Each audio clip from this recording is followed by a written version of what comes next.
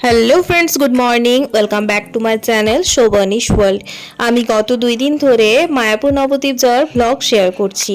তো সেই শেয়ার করার মধ্যেই কিছুটা ভ্লগ আমার রয়ে যায়। আমি আগের পার্টে বলেছিলাম যে আমরা মায়াপুরে যে প্রসাদ খেয়েছিলাম, সেই প্রসাদ খাওয়ার পর আমরা কি করলাম তার ভিডিও আমি নেক্সট পার্টে শেয়ার করব। তো সেই পার্টটাই আমি আপনাদের সাথে আজকে শেয়ার করার জন্য হাজির হলাম। তো মায়াপুর থেকে প্রসাদ খাওয়ার পর গদা ভবনেই একটু বসেছিলাম, মোটামুটি ওই 10 থেকে 20 মিনিট মতো। বেশ ঠান্ডা ছিল জায়গাটা। তো ওখানে খাওয়ার পর একটু রেস্ট করে নিয়ে ওখান থেকে একটু বাইরে বেরিয়ে দিয়ে একটা টোটো ধরে আমরা চলে এসেছি এখন গোশালা বলে যে জায়গাটি রয়েছে সেখানে। এই গোশালাতে রয়েছে বিভিন্ন গরু, মানে অনেক গরু রয়েছে এখানে। তো গরু তো আমরা সচরাচর গ্রামে যারা বাস করি তারা তো সবসময়ই এদিক ওদিক দেখতে পায়, বা কেউ কেউ গরু পোষেনও।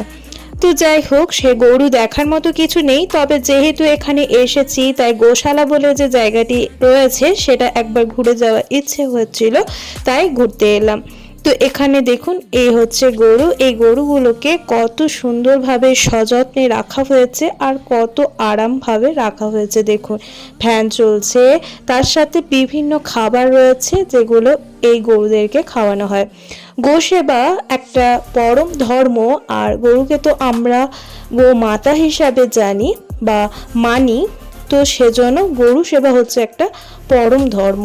যাই হোক, এখানে রয়েছে একটা লিস্ট, যারা শহর থেকে আসেন এখানে বেড়াতে ওনাদের জন্য রয়েছে। বিশেষ করে ওনারা যদি একটা দিনের জন্য গরু সেবা করতে চান তো তার জন্য একটা মিনিমাম চার্জ ওখানে লেখা আছে, যেটা এখানে পেড করতে হবে। তার সাথেও এখানে আপনারা যদি কোনো খাবার খাওয়াতে চান, সেটা খড় হোক বা ঘাস হোক বা অন্য কিছু খাবার যেগুলো গরু খায় আর কি, সেই খাবার খাওয়ানোর জন্য এখান থেকে পারমিশন কাটাতে হবে, এখান থেকে খাবার সংগ্রহ করতে হবে, এবং মিনিমাম যে চার্জ ওখানে কাটার যে লিস্ট রয়েছে লেখা, তো সেই লিস্ট অনুযায়ী চার্জ এখানে পেড করে তারপর কিন্তু গরুকে খাওয়ানো যাবে।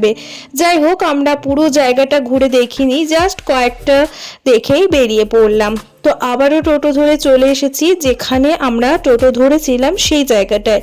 ওখান থেকে নামার পর আবারও নবদ্বীপে যাওয়ার জন্য মায়াপুর থেকে যে ঘাট রয়েছে মায়াপুরে, সেই মায়াপুরের ওই ঘাটটিতে যাই নবদ্বীপ যাওয়ার জন্য লঞ্চ ধরতে হবে ওখান থেকে। তো এখন চলে এসেছি সেই ঘাটেই। এখানে হচ্ছে নবদ্বীপ যাওয়ার জন্য যে বোটগুলো এখান থেকে ছাড়ে, তো সেটারই টিকিট কাটতে হবে। তো এটা হচ্ছে সেই টিকিট কাউন্টার, পার হেড 10 টাকা করে। যাওয়ার সময় একবার কাটতে হবে এখানে, আসার সময় নবদ্বীপে ওখানে আমরা ঘাট পাবো লঞ্চে টিকিট কাটার জন্য। এখানে দুটো পরিষেবা রয়েছে, একটা লঞ্চ দিয়ে যাওয়া যায়, একটা নৌকা দিয়ে যাওয়া যায়। জলপথে আপনাকে যেতে হবে, আপনি চাইলে কিন্তু স্থলপথেও যেতে পারেন, সেটা টোটো বা বাস ধরে। যাই হোক, আমরা জলপথটা অবলম্বন করলাম। মায়াপুর থেকে নবদ্বীপ যাওয়ার জলপথটা হচ্ছে সব থেকে সুন্দর জায়গা, মানে সব থেকে সুন্দর পরিষেবা আর সহজ। যাই হোক, ওখানে লঞ্চ দাঁড়িয়ে আছে, একটা পুরোপুরি ভর্তি হয়ে গেছে, আর কয়েকজন নিয়ে নিলেই ছেড়ে দেবে। তো আমরা আর লেট না করে দৌড়ে দৌড়ে লঞ্চটা ধরে ফেললাম। আর লঞ্চটাতে ভিড় দেখুন, পুরো উপচে পড়া ভিড়, কত মানুষ বেড়াতে এসেছে ভাবুন। এখন উইকেন্ডে চলছে, হলিডেও চলছে, সেজন্য প্রচুর মানুষের ভিড় রয়েছে। আর তার সাথে বাইরে রোদ্দুর একদম মাথা খারাপ করা। যাই হোক, লঞ্চ ছেড়ে দিয়েছে আমাদের, জলপথে যাচ্ছি আমরা। কয়েক মাস আগে যখন কলকাতা গিয়েছিলাম তখনও দক্ষিণেশ্বর থেকেই একইভাবে আমরা যখন বেলুড় মঠ গিয়েছিলাম, সেই যাত্রাটির কথাও কিন্তু আজ বড্ড মনে পড়ছে, এই মায়াপুর থেকে নবদ্বীপ যাওয়ার সময়। 2000 years later. আচ্ছা, তো আমরা নবদ্বীপ পৌঁছে গেছি, তারপরে একটু হাঁটতে শুরু করেছিলাম। তো হাঁটার পথে আমাদের এখানে যেটা দেখার আকর্ষণ রয়েছে সেটা হচ্ছে সোনার গৌরাঙ্গ মহাপ্রভু। তো ওই মন্দিরটি খোলে মোটামুটি 5টা নাগাদ। তো এখন তো বাজে বেলা 3টে মতো। তো এখন আর করব কি, যেহেতু ঝটপট করে চলে এসেছি তাড়াহুড়োর মধ্য দিয়ে, আগে জানতাম না, এখানে এসে লোকাল যারা রয়েছেন ওনাদের মুখ থেকে শুনলাম 5টা নাগাদ খোলে। যাই হোক, আমরা একটু তাই পোড়া মায়ের মন্দির বলে একটা জায়গা রয়েছে, পোড়া মায়ের মন্দির, তো সেখানেই এলাম মায়ের দর্শন করার জন্য। এখানে একটা বট গাছের মধ্যে মা রয়েছেন, একটা ঘট আর তার ওপর একটা ডাব রয়েছে, তো ওটাই ঠাকুর বলছেন এখানে, আর প্রচুর জাগ্রন্ত। তার সাথে এখানেও একটা ঠাকুর রয়েছে, মা কালী, মা ভবতারিণী, তো এটাও রয়েছে কিন্তু বট গাছের ঠিক নিচটায়। তো এই মন্দিরগুলো দর্শন করলাম। এরপর আমরা চলে গেছিলাম আরও একটা মন্দির দর্শন করার জন্য, মানে অন্য একটা রাস্তা দিয়ে, যেদিকে রয়েছে ওই গৌরাঙ্গ মহাপ্রভু, মানে সোনার গৌরাঙ্গ যে রাস্তাটিতে রয়েছে। তো হাঁটতে হাঁটতে আমরা ওই মন্দিরটির কাছে পৌঁছাই। আর এই দেখুন, এই হচ্ছে ওই মন্দিরটি, সোনার গৌরাঙ্গ যেখানে রয়েছে। তো এটি 5টা নাগাদ খুলবে, তো এটার কিন্তু ভিডিওগ্রাফি বা ফটোগ্রাফি একদম পুরোপুরি নিষেধ কিন্তু। যাই হোক, আমরা ওখান থেকে একটু এগিয়ে গিয়ে আরও একটা মন্দির পাই। এখানেও রয়েছে রাধা মাধব, রাধা কৃষ্ণ বা নিতাই গৌর সবই রয়েছে। তো এখানে মন্দিরটি কিন্তু আমরা যখন পৌঁছেছিলাম তখন বন্ধ ছিল। এখানে মন্দিরটি খোলা হলো মোটামুটি 4টা নাগাদ। এই হচ্ছে ঠাকুর, আপনাদের দর্শন করার একটু সুযোগ করে দিলাম। আর এই মন্দির চত্বরটি অনেকটা বড়, মানে মোটামুটি রেস্ট করার জন্য একদম পারফেক্ট জায়গা। তার সাথে বেশ ঠান্ডা ছিল মন্দিরটি, আর তার সাথে বেশ হাওয়াও চলছিল। আচ্ছা, তো আমরা সমস্ত ঠাকুর দর্শন করে এখানে যে বিখ্যাত খাবার নবদ্বীপের দই, সেটা খাওয়ার জন্য একটা দোকানে গেলাম। ওখানে এক অটো চালককে জিজ্ঞাসা করা হলো, টোটো চালককে, কোথায় বিখ্যাত, মানে কোন দোকানটিতে বিখ্যাত দই, তো উনি এই দোকানটি সাজেস্ট করেন। তো ওখান থেকে আমরা এক ভাঁড় দই সংগ্রহ করে নিই, তারপর আমরা ওখান থেকে বেরিয়ে যাই।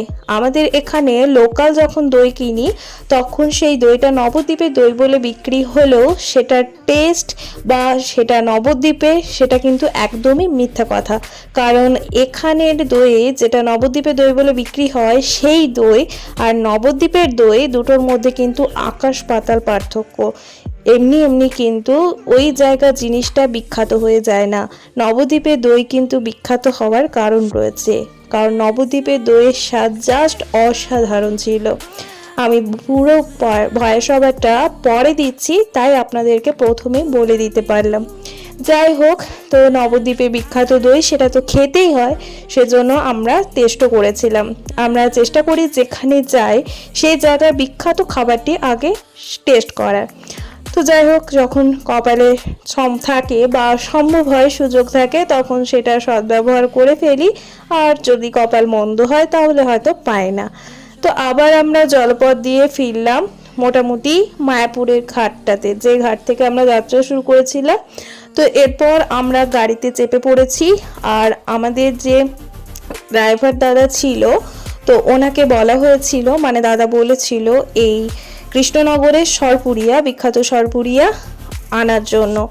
আগের ব্লগে যে আমি দোকানটি শেয়ার করেছিলাম, ওই দোকানটিতে সরপুরিয়া নেওয়ার জন্য প্রচুর লাইন পড়ে, তো ওখানে লাইন দিয়ে এই সরপুরিয়া নিয়ে আসতে হয়। তো সেটা আমাদের পক্ষে সত্যি সম্ভব ছিল না, তো ওই ড্রাইভার দাদা ছিল বলেই কিন্তু আমাদের পক্ষে সম্ভব হয়েছে। তো এই সরপুরিয়ায় একটু দেখলাম, দেখতে কেমন হয়, যেহেতু আমি লাইফে প্রথম দেখলাম, তো দেখতে কেমন হয় সেটা দেখলাম, বাট স্বাদটা কেমন আমি সেটা পরে শেয়ার করছি। যাই হোক, আমরা এরপর এখন চলে এসেছি একটা চায়ের দোকানে। দাদা বলল এখানে চাটা বেশ ভালো বানায়, তার সাথে এখানে মোচার চপটাও বড্ড সুন্দর বানায়। তো সেজন্য এখানে একটু চা আর মোচার চপ খাওয়ার জন্য একটু দাঁড়ালাম। এরপর চা আর মোচার চপ খেয়ে বেরোবো বাড়ির উদ্দেশ্যে। তো চলুন, এখন চা অর্ডার করেছি আমাদের সকলের জন্য, তার সাথে মোচার চপও অর্ডার করেছি। এই হচ্ছে মোচার চপ, আর মোচা চপ দুটো করে দিচ্ছিল। কত টাকা প্লেট আমি ঠিক বলতে পারবো না। আর চাটাও অসাধারণ ছিল। সব থেকে ভালো লেগেছে আমার চায়ের কাপটি দেখে। আমাদের এখানে যখন মাটির ভাঁড়ে চা খাই তখন সেই কাপটা আমি গরমের জন্য ধরতে পারি না, বাট এখানে কাপটা সিস্টেম দেখুন, নিচে থেকে একটা স্ট্যান্ড মতো বেরিয়ে রয়েছে। এই স্ট্যান্ডটি ধরার ফলে একটি গরম লাগছে না, ধরতেও সুবিধা হচ্ছে। তো এই হচ্ছে কাপটার ডিজাইন, আর এই হচ্ছে মাটির ভাঁড়ে 1 কাপ করে চা বানানো হচ্ছে কড়াইতে। কতটা চা বানাচ্ছে দেখুন, পুরো চাটাই বলছে এখানে বিক্রি হয়ে যায়, আর এইখানেই একমাত্র চাটা সুন্দর বানায়। যাই হোক, আমরা 3 জনে চা নিয়ে নিয়েছি, তার সাথে নিয়ে নিয়েছি ওই যে মোচার চপ। এখন চা আর চপ খাওয়া কমপ্লিট করে বাড়ি ফিরবো। বাড়ি ফিরে একটু রেস্ট করে আবার বেরোনোর ইচ্ছে রয়েছে। 2,000 years later. ফিরে গেলাম রুমের মধ্যে, আর আসার পরেই মিস্টার ঘোষের আর তর্স হয়েছে না। ও এসেই এই যে সরপুরিয়া, বিখ্যাত সরপুরিয়া, সেটা টেস্ট করার জন্য ব্যস্ত হয়ে পড়েছে। আমি এখন টেস্ট করলাম না, যেহেতু এক্ষুনি আমি চা আর ওই মোচের চপ খেয়ে বাড়ি ফিরলাম সেজন্য। Much later. আচ্ছা, তো বাড়ি ফেরার পর ওই মোটামুটি আধা ঘন্টা মতো একটু রেস্ট করলাম, আর তার সাথে সারাদিন ধরে যে ড্রেস পোশাক পরেছিলাম সেগুলো একটু চেঞ্জ করে ফ্রেশ হয়ে বেরিয়ে পড়লাম আবারও টোটো ধরে। এখন আমরা যাচ্ছি কৃষ্ণনগরের বিখ্যাত মৃৎশিল্প দেখতে। কৃষ্ণনগরে মাটির পুতুল তো বিখ্যাত, আমরা কম বেশি সবাই জানি। তো সেই মাটির পুতুল যেই জায়গাটায় বিখ্যাত সেই জায়গাটায় যাচ্ছি ঘুরতে। মাটির পুতুল বিখ্যাত হচ্ছে কৃষ্ণনগরে ঘূর্ণি বলে একটা জায়গা রয়েছে সেখানে। তো সেখানেই দাদা নিয়ে যাচ্ছে। ওখানে রয়েছে বিভিন্ন মাটির পুতুলের দোকান সহ মাটির পুতুল বানানোর কয়েকটা দোকানও, মানে ওই দোকানেই বসে বসে মাটির পুতুল ওখানে ছাঁচ দিয়ে বানিয়ে থাকে, আর তার সাথে বাড়িতে তো বানাই। যাই হোক, চলুন কতটা আপনাদের সাথে শেয়ার করতে পারবো জানি না। তার আগে দেখাই, এটা হচ্ছে কৃষ্ণনগরে বুড়ি মায়ের মন্দির, মানে জগদ্ধাত্রী মায়ের মন্দির। এখানে জগদ্ধাত্রী পুজোর সময় বড্ড ধুমধাম হয়। চন্দননগর যেমন প্রথম রয়েছে জগদ্ধাত্রী পুজোতে, তো কৃষ্ণনগরও কিন্তু কিছু কম যায় না। আর শোনা কথা যে কৃষ্ণনগরেই প্রথম জগদ্ধাত্রী পুজো শুরু হয়েছিল। যাই হোক, আমরা প্রায় চলে এসেছি ঘুর্ণি নামক জায়গাটিতে। আর এই দেখুন, সারি সারি দিয়ে রয়েছে বিভিন্ন মাটির পুতুলের দোকান। তো এই দোকানগুলিতে কিন্তু গিয়ে যদি বলছে যে কোনো জিনিস নেওয়ার হয়তো ইচ্ছে রয়েছে বা পছন্দ হয়েছে, সেই জিনিসটার দাম যদি আপনি করেন তাহলে আপনাকে নিতে বাধ্য করা হবে।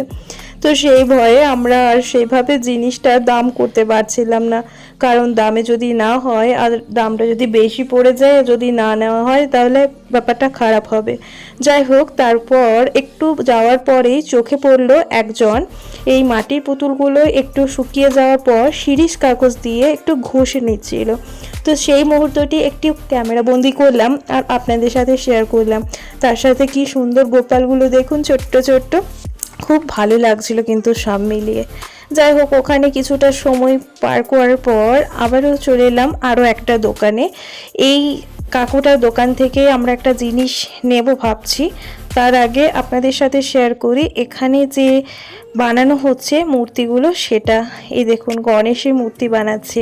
ছাঁচ রয়েছে দুটো, এই ছাঁচের মধ্যে মাটিটা দিয়ে দিচ্ছে। মাটিটা আগের থেকে মাখানো রয়েছে।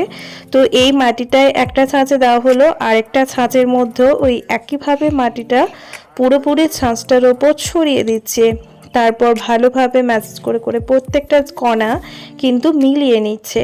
তারপর এই দুটো ছাঁচকে একসাথে জয়েন করে ভালোভাবে করে এই মূর্তিটা বানাচ্ছে। তার সাথে আপনাদের দেখাই চারিদিকে কত সুন্দর সুন্দর মাটির পুতুল, মাটির মূর্তি, ঠাকুরের মূর্তি, তার সাথে রয়েছে গোপাল ভাঁড় বা আরও অনেক কিছু রয়েছে। বাইরে একটা সুন্দর সৈনিক বা আর্মির একটা সুন্দর কিন্তু মূর্তিও তৈরি করা রয়েছে। এই দেখুন কি সুন্দর লাগছে না? দারুণ কিন্তু সব মিলিয়ে, মানে এনাদের শিল্পসত্তার কিন্তু সত্যি নাম না করে পারা যায় না। দেখুন কি সুন্দর সমস্ত কাজগুলি।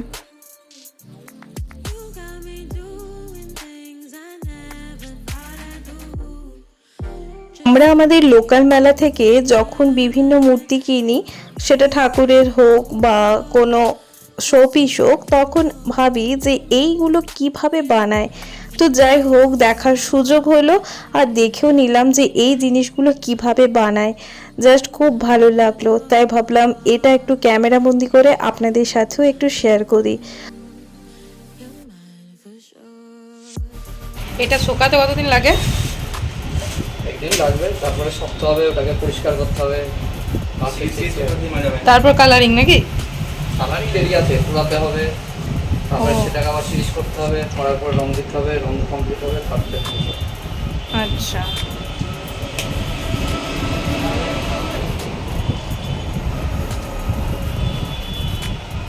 যাই হোক, এই কাকুটি অনেক ভালো ছিলেন, মানে খুব ভালো ব্যবহার ছিল কিন্তু। আর এই দেখুন দুর্গা মূর্তিগুলো কি সুন্দর।